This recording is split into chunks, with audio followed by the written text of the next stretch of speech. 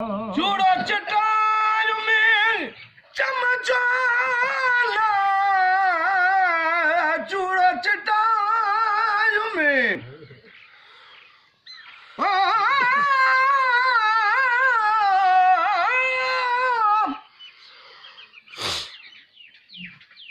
अतियूं आवण जान मूं संग सुञाणी न कजो,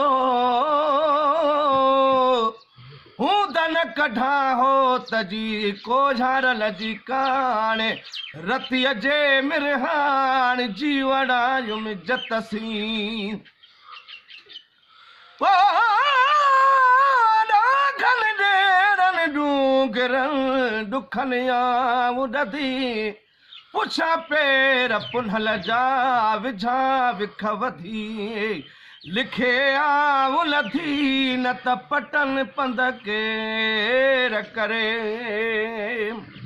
चूड़ो चटाई में चमचाला, चूड़ो चटाई में चमचाला,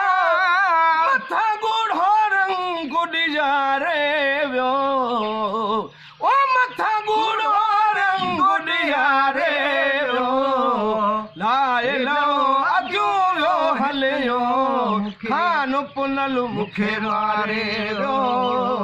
लाए लो अजूं वियो हितड़ा मुखे खान पुनल सहिरारे वियो, खान पुनल मुखे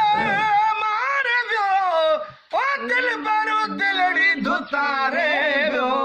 सही दिल भरो दिलड़ी धुतारे वियो, लाए लो अजूं वियो हलियो खान पुनल मुखे मारे वियो, लाए लो अजूं वियो हलियो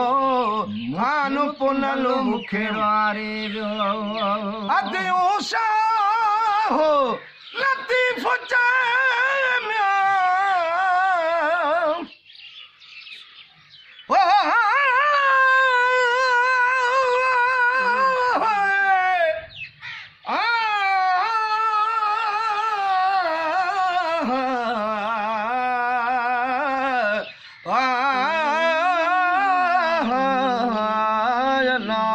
करीमा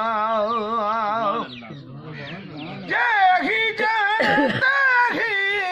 तबिबानी बारो चन जी हुजत हो त पुनहल सां मूं कमीनी के ही, असुल आर्य जाम जे पुखे या पेई,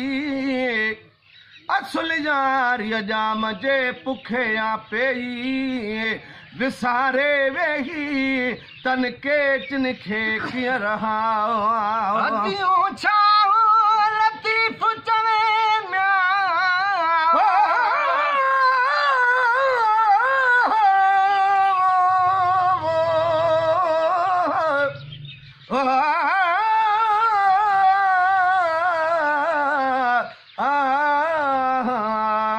अल्लाह करीमा न गॾस पिरन खे तूं थो लही सिज, आऊं जे ॾियां सनेहा तूं नेरी पिरियां ॾिजे, पर वञी के चइजे त वेचारी वाट मुई, अदियूं छाओ लतीफ़ चवे म्या, लालो लालो लतीफ़ चवे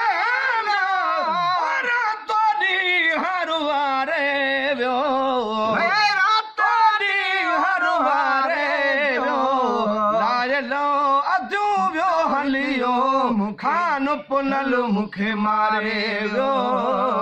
लाए लो अजूं वियो हलियो खान पुनल मुखे मारे वियो।